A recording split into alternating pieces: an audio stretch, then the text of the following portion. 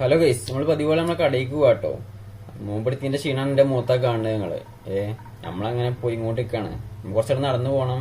നമ്മൾ പോണ വഴിക്ക് നമ്മളെ കുറച്ച് അതിഥികളൊക്കെ ഉണ്ട്. അതിഥിയല്ല, നമ്മളെ നാട്ടിലത്തെ ഡോണറാണ് പട്ടി സാർ. പറഞ്ഞല്ലോ നമ്മളിന്ന് കുറച്ച് നടന്നു പോകണം. ഞങ്ങൾ പോയി ഇങ്ങോട്ടിരിക്കുക കേട്ടോ. നോമ്പിന്റെ ക്ഷീണം കാരണേ ആകെ കുഴങ്ങി പോയി ഇങ്ങോട്ടിരിക്കാണ്. നമ്മളെ പിക്ക് ചെയ്യാൻ വേണ്ടി നമ്മളെ തുണക്കാരൻ വരും. നമ്മൾ പോണ വഴിക്ക് കണ്ടതാട്ടോ, ഒരു വീടിന്റെ മുറ്റത്ത് കുറച്ച് പൂക്കളൊക്കെ ഉള്ളത്. അങ്ങനെ നമ്മള് റോട്ടുമ്മ എത്തിട്ടോ. റോട്ടുമ്മ എത്തി നോക്കുമ്പോൾ നമ്മൾ ആവാപ്പ അവിടെ നിൽക്കണ്. അപ്പാണ് കുറച്ചേരം ഇങ്ങനെ വർത്താനം പറഞ്ഞൊക്കെ നിന്ന് നിൽക്കുമ്പോൾ നമ്മളെ തുണക്കാരൻ വരുന്നത്.